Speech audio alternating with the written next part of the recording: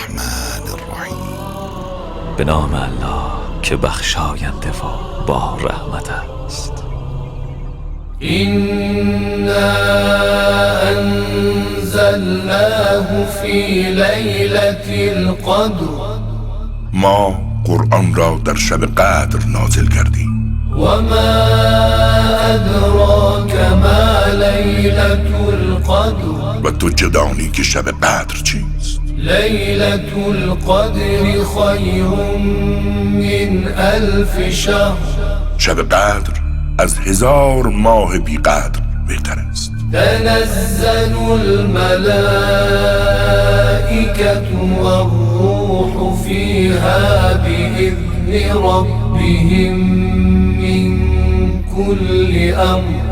در آن شب فرشتگان و روح به فرمان پروردگارشان برای انجام تمامی دستورهایش نازل می شود.